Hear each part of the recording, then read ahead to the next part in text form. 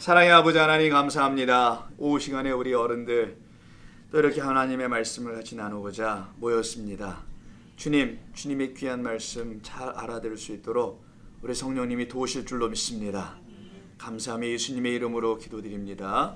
아멘. 오늘 오뎅국 먹었네요. 우리 점심 맛있게. 자, 오뎅국을 먹을 만한 계절이 왔다는 얘기네요. 벌써 선선해지고 조석으로 기온차가 심합니다.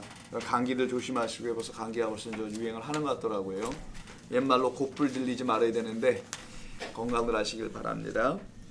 자, 창세기 18장을 펴셨으면요, 한번 이 말씀 전체를 통해서 깁니다. 18장이. 그래서 오늘은 어디까지만 하냐면 15절까지만 할게요. 다는 할 수가 없습니다. 언제 길어서요.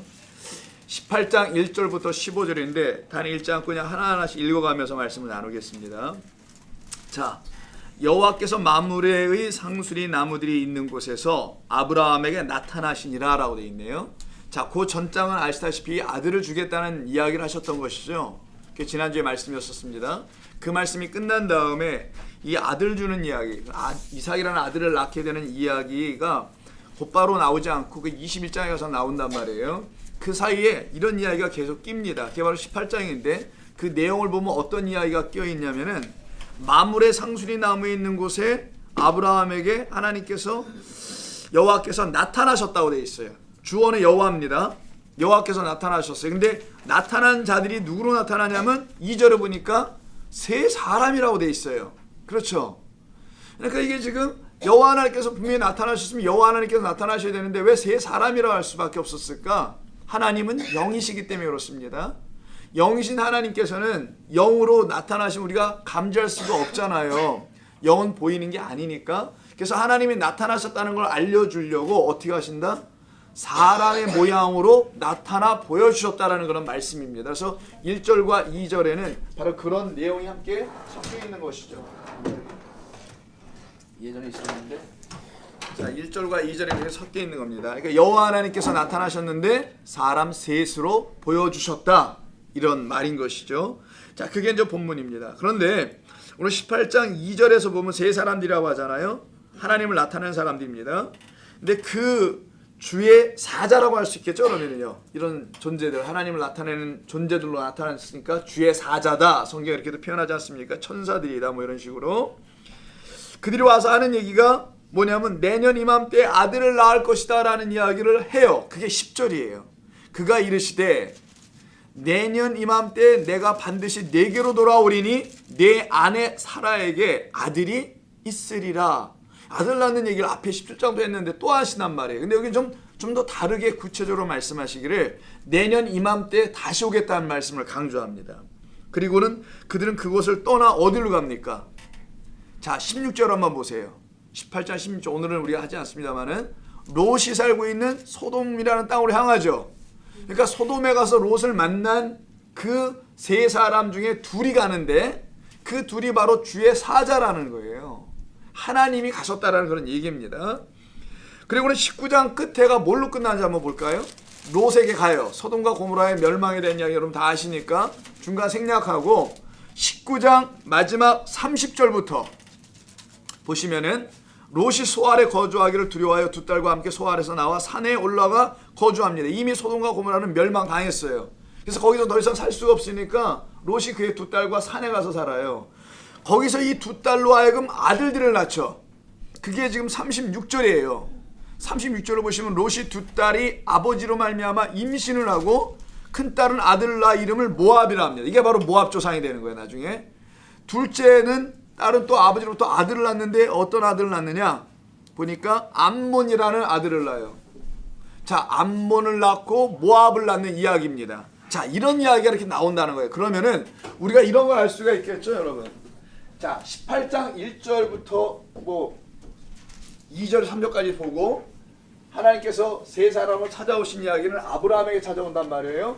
고맙습니다. 아브라함과 사라한테 찾아오셔서는 아들을 주시겠다는 게 10절이란 말이에요. 그리고 떠나요. 이 천사들이 어디로 가냐? 19장 18장 16절부터 시작돼서 19장 38절까지인가로 되어 있는 롯이 살고 있는 소돔과 고모라라는 지역에 가서 여기서도 보니까 아들 낳는 얘기로 끝나네요. 자, 그럼 처음에도 아들, 뒤에 이야기도 아들. 아브라함이 사는 지역은 헤브론이에요. 헤브론에서 아들 낳는 이야기와 또 하나는 소돔에서라는 그 지역 소알 땅에 가서 낳는 아들 이야기가 양쪽에 이렇게 있는 겁니다. 그럼 그 사이에는 아들 낳는 내용이 담겨 있는데 어떤 한 사람에게는 아들을 이런 방식으로 낳고, 즉 아브라함이 아들을 낳을 때는 이런 방식으로 낳고, 또 롯이 아들을 낳을 때는 또 다른 방법으로 낳네요. 그러니까 롯도 아들 낳고 아브라함도 아들 낳는 이 두 개의 다른 이야기, 아들 낳는 두 개의 다른 이야기가 18장과 19장에 지금 있는 거예요. 총 18장과 19장 전체에 있는 겁니다. 그럼 18장과 19장은 하나의 덩어리로 이렇게 봐야 되겠죠. 분리해서 볼 수 없는 이유가 둘 다가 공이 아들 낳는 이야기를 같은 주제로 갖고 있기 때문인 거예요. 그러니까 소돔과 고모라 이야기를 여러분 아실 때 심판받는 이야기로만 알고 있었잖아요. 소돔 땅, 고모라 땅, 뭐 호모섹슈얼리티가 있니? 뭐 이런 식으로 해가지고 심판받는 땅으로만 생각하고 있었는데 사실은 그런 게 아니고, 그것만이 아니고 실제로는 어떤 것을 갖고 있냐? 어떤 아들을 낳을 거냐가 문제라는 거예요. 자, 키워드. 어떤 아들을 낳을 거냐? 오늘 우리 예배 시간에 아들 낳는 얘기 했었죠? 죄다 다 잊어버리셨나? 그렇죠. 이 아들 낳는 얘기한 거잖아요. 오늘도 마침 또 우리 설교 말씀 자체가 성경에 있는 내용이. 자, 근데 여기 보니까 또 여기 어디입니까? 창세기 18장 19장에도 아들 낳는 얘기하는데 아들을 아브라함처럼 낳을 거냐? 아니면 롯처럼 낳을 거냐? 이 문제가 있다는 거예요. 롯은 이미 여러 번 좀 더 우리가 보시면 알겠지만 아브라함과 그 땅을 놓고 분쟁이 생기잖아요. 목자들이 양들이 많아가지고 서로 나눠서 가야 될 판이야. 그래서 야 롯아, 그래도 네가 내 조카인데 삼촌인 내가 그래도 먼저 양보할 테니까 네가 먼저 보기에 좋은 땅 찾아가 라고 하니까 그가 어디로 갔다고 해? 바로 이 소돔 땅으로 갔다라는 거잖아요. 당시에는 이 비옥한 땅이었을 겁니다. 여기는 지금은 비옥한 땅이 아니라 염해가 되어버린 땅이란 말이에요. 소금 바다입니다. 소금 땅이에요 지금. 그런데 그때 당시에는 소금 땅으로 그가 갈 일은 만무였을 거고 비옥한 곳으로 간 게 분명히 맞을 거란 말이에요. 자, 그 땅이 바로 비옥한 곳으로 가고 아브라함 어디로 가냐? 헤브론으로 가요. 이거는 900m나 되는 높은 지역입니다. 그곳에 가서 그는 양을 치러 올라가요. 양을 무슨 900m나 되는 산에 올라가서 양을 치고 목자를 하겠어요. 그런데도 불구하고 하나님께서는 그를 헤브론으로 인도하여 나가시는 것이죠. 이렇게 지역도 달라, 사람도 달라, 그리고 선택하는 것도 달라. 이미 소돔을 선택할 때서부터 사람의 눈에 보이기에 비옥한 것을 선택하는 롯에게서는 결국은 그 땅이 풍요, 이 땅의 풍요를 제공해 주고 있었으나 결국은 소돔이라 여러분이 알고 있는 그 소돔 이미지가 있죠. 죄악의 도시라고 알고 있는 그걸 양산해내는 그 땅을 선택해 간 자들이 낳는 아들 이야기가 있는 거고, 그렇지 않은 산 위에 가서 인간이 보기에는 사람 살만하지 못한, 그래서 여러분 촌에서 도시로 뭐 한다 그럽니까? 옛날에 상경한다 그러잖아요. 상경. 다 도시에서 서울에서만 살잖아. 상경 와서 살잖아요. 상경. 그래서 도시에서 상경해가지고 서울에 가서, 그래서 사람은 나는 서울로 보내고 한양으로 보내고 망아지는 나면은 시골로 보낸다. 제주도란 말이 있죠. 저는 그런 말처럼 세상은 바로 그렇게 추구합니다. 도회지 사람 많은 곳에 나가서 출세의 길을 찾고 돈 벌 길을 찾는단 말이에요. 그럼 이 두 이야기가 여기 있다라는 거예요. 무슨 얘기하는 거냐? 약속의 자녀가 어떻게 만들어지는 것이냐, 누가 또 약속의 자녀가 될 수 있는 것이냐라는 것을 오늘 이 말씀을 통해서 가르치시겠다라는 거예요. 그래서 아들을 주시겠다는 약속을 해놓고 아들 그냥 더 그렇게 주시는 게 아니라 그 의미가 뭔지를 계속 설명하는 거예요 지금요. 그리고 21장에나 가야지 아들이 태어납니다. 이 아들을 갖는다는 의미가 뭔지를 먼저 설명해 주는 거예요. 그거 설명 없으면 진짜 무슨 아들이나 점재받는 것으로만 하나님을 이해할 수밖에 없을 거 아니겠어요. 하나님이 여러분들이 아들이 하나 점재해 주는 그런 하나님입니까? 아니잖아요. 그렇기 때문에 19장과 18장과 20장에서 뭘 설명해 주는 겁니다. 자꾸만. 그리고 21장 가서 이삭이 비로소 태어나는 이야기가 나오는 거예요. 성경이 말씀하려는 것은 그 아들들, 그 자녀들의 말씀을 증거해 주겠다는 거예요. 예수 그리스도는 하나님의 아들로 말미암아 하나님의 아들들이 될 자녀들과 권속들이 될 여러분들에 대한 이야기를 해주겠다는 겁니다. 즉 우리가 어떻게 하나님의 아들로 다시 태어날 수 있는 건가, 이걸 설명하는 것이지, 아브라함에게 뭐 100세 때 아들 하나 낳았다라든가 무슨 기적의 이야기를 하는데 하나님의 능력의 이야기를 하자는 게 아니라는 거예요. 정말 능력과 기적이 있으려면 100세가 되도록 아들을 낳지 못하는 존재에게 아들을 주시는 건 능력이죠. 하나님의, 오직 하나님만이 그 아들을 주신다는 능력인 것이지, 100세가 돼도 아들을 가질 수는 있어, 하나님만 잘 믿으면, 이런 걸 말하는 능력이 아니라 영원히 그 아들을 가질 수 없는 우리라는 존재들에게 하나님만이 아니면은, 하나님이 아니시면은 도저히 그 아들을 우리가 가질 수 없다. 하나님의 능력이 아니면 우리는 받을 수 없다. 무슨 능력일까요? 금나라 뚝딱하는 그런 도깨비 방맹의 능력이 아니라 약속을 끝까지 신실하게 붙들고 지켜나가시는 그 능력이에요. 우리에겐 그 능력이 없잖아요. 우리는 그냥 조사모사야. 아침엔 3으로 살다가 저녁엔 4로 사는 거야. 매일 바뀌죠. 우리에겐 약속이라는 것들이. 인간의 약속이 그렇지 않습니까? 하나님의 약속은 다르다는 거예요. 그래서 약속을 따라 난 자녀가 될 것이냐, 아니면은 이 약속을 따라 나지 못한 자가 될 것이냐. 그래서 하나님을 언약의 하나님이라고 하는 거잖아요. 약속을 주신 하나님, 약속을 말로, 언어로 주신 하나님이라는 거예요. 그 언약의 하나님이 우리에게 그 약속을 가진 자들만 나의 자녀로 삼겠다가 약속의 자녀라는 겁니다. 그래서 그 약속의 자녀들은 그럼 하나님의 말씀을 가지고 나야 되겠네요. 그래서 오늘 성경 공부의 제목은 여호와의 말씀으로 난 아들들인 겁니다. 우리는 그렇게 낳아야 될 하나님의 자녀, 아들들, 딸들, 백성들이 되어야 된다는 것을 성경이 지금 가르치고 있는 내용인 거예요. 자, 그럼 결론까지 왔네요. 이제 제가 결론부터 얘기하기로 했습니다. 예. 그리고 그럼 저 본론으로 하나하나씩 어떻게 이렇게 아들들이 되는 것인가에 대한 내용만 한번 살펴보자고요. 이해되셨죠? 가시면 안 돼, 그렇다고. 답답하더라고. 자, 지금부터입니다. 자, 그래서 하나님께서 아들 낳게 하시는 그런 이야기인데, 자, 오늘 18장을 다시 한번 가보실까요? 18장을 보시게 되면은, 자, 1절에 보면은요, 마므레라는 말이 나오죠. 마므레라는 곳에 상수리나무, 항상 상수리나무, 도토리나무는 하나님의 나무라 그랬죠. 왜? 여러분, 이 옆에 이 교회 사무실 옆쪽에 도토리나무 큰 나무 두 그루 있죠. 상수리 무지무지하게 큽니다. 제 사무실 바로 옆에 있는 거. 거기서 지금 도토리가 떨어지냐고요? 정신이 없어요. 제 사무실에 앉아있으면 두두두두 두두두 이런 소리가 나요. 위에 떨어지는 소리가 마치 무슨 우박 떨어지듯이. 도토리가 너무너무 많아가지고 그래요. 도토리가 너무 많아요. 그래서 많은 열매를 맺는 나무다 해서 번성하게 하는 나무, 생육하여 번성하게 하시는 하나님의 약속으로 이루어지는 나무. 그래서 하나님의 나무로 아브라함이나 이삭이나 하나님의 사람들 그 나무를 그렇게 신성하게 여겼어요. 진짜 그 나무를 뭐 섬겼다는 얘기가, 그 나무를 하나님의 representation, 하나님이 나타나신, 대표하는 것으로 생각을 했어요. 왜냐하면 하나님이 보이지 않으니까, 보이지 않는 하나님을 이해하기 위해서 보여주시는 것으로, 어떤 때 나무로, 어떤 때 물로. 하나님이 왜 못하시겠어요? 뭘로든 다 하실 수 있겠지. 원사님, 저 좀 꺼주세요. 에어컨 좀 끄시는 거 아시죠? 여기 저 끝에 있는, 제 문 옆에 있는 거. 아까 좀 더워서 좀 켰습니다. 지금 꺼야 될까 봐 기침들 하시니까. 자, 그래서 그 마므레라는 곳이네. 근데 이 마므레가 이게 또 만만치 않은 단어야. 이 마므레가 마라라는 나라에서 나와요. 마라.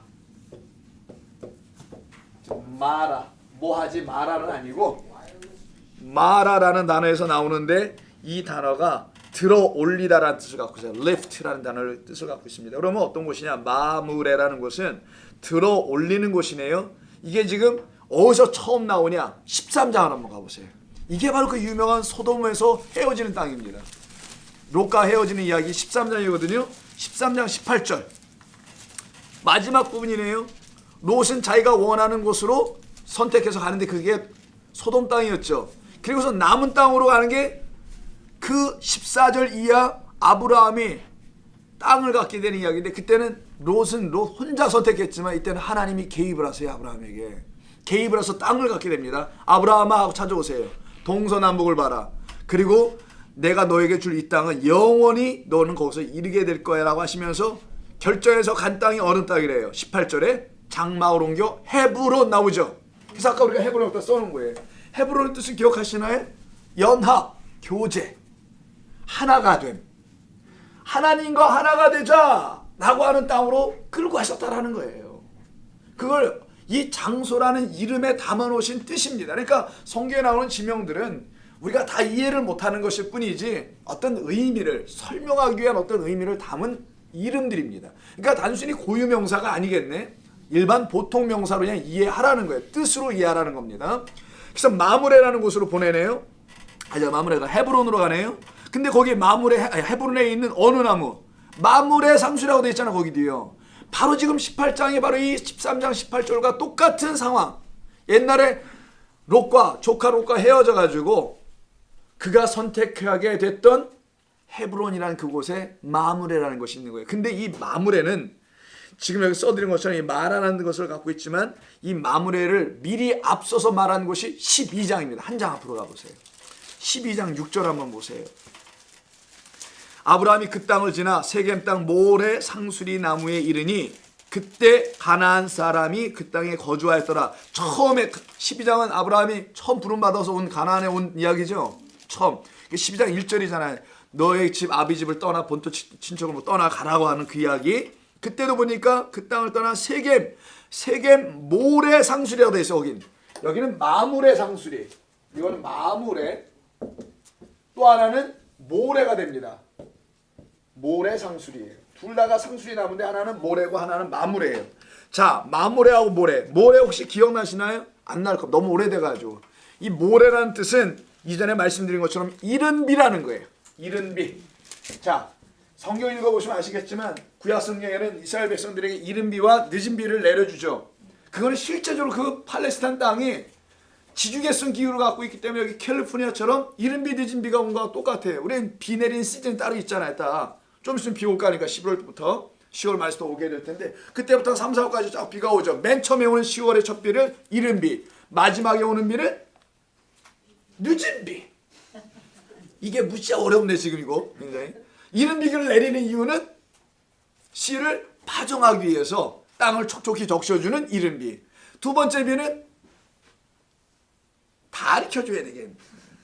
아니 수확을 하기 위해서 마지막 물을 한번 대주는 늦은 비. 그래서 성경에서 이른 비, 늦은 비에 대한 이야기를 은유로 씁니다. 실제적인 그 비를 가지고 선지서에 보면은 내가 너희에게 신명기도 나옵니다만 이른 비와 늦은 비라는 말씀으로 너희들을 가르친다라고 되어 있어요. 그래서 이 이른 비와 늦은 비는 하나님께서 우리를 자라나게 하여서 알고게 되게 하는, 그래서 곳간에 들여지게 될 수 있는 그런 존재로 만들어갈 때 절대적으로 필요한 물, 하늘에서 내려오는 물. 단비네? 하나도 재미없나 보네. 단비라는 거예요. 단비. 그게 비라는 겁니다. 말씀이라는 걸 우리에게 내려주셔서 우리로 하여금 씨를 뿌리게 하고 그리고 자라나게 하시겠다라는 것을 담은 게 이른 비예요. 자, 그러면 12장 몇 절에 이른 비가 나오는 건 12장 6절이죠. 12장 6절에서는 모레라는 이른 비였죠. 근데 이게 발음상 13장에서는 여기 모레 상술입니다. 똑같아요. 13장 18절에서는 마므레 상술이죠. 그럼 마므레에 가르치는 걸 뭐가 들어가면 좋을까? 여기 빈칸 채우기. 이게 늦은 비라는 거예요. 그래서 이해하시겠죠? 처음에 아브라함을 불렀을 때 그가 처음 하나님 앞에서 장막을 세우고 제단을 쌓잖아요. 그게 지금 세겜이라는 데서 합니다. 여기는 세겜이에요. 세겜에서 처음에 정착을 하면서 하나님께 예배를 처음 드려. 이때 어떠하냐? 모레라는 곳에 하는데 이게 뜻을 보니까 이른 비야. 근데 그가 헤브론으로 옮겨가가지고는 롯과 헤어진 다음에 척박한 곳으로 산으로 올라갔단 말이야. 그런데도 거기서는 늦은 비가 온다는 의미의 마므레, 하나님이 그를 들어 올리실 거라는 리프트라는 뜻을 갖고 있는 헤브론 산지로 그가 가서 마므레 상수리 옆에서 하나님께 장막을 치고 제사를 드리고 하나님을 예배하는 자가 되더라는 거예요. 바로 그 장막, 자기가 쳤던 13장 18절에 있는 헤브론에서 장막을 치고 있었던 그 장막이 18장 가보세요. 다시 오늘 본문 18장 1절에 여호와께서 마므레 상수리 나무 뒤에 있는 곳에서 아브라함에게 나타나시니라. 날이 뜨거운 때에 그가, 아브라함이 어디 있어요 지금요? 장막 문에 있더라. 아브라함은 장막문에 있습니다.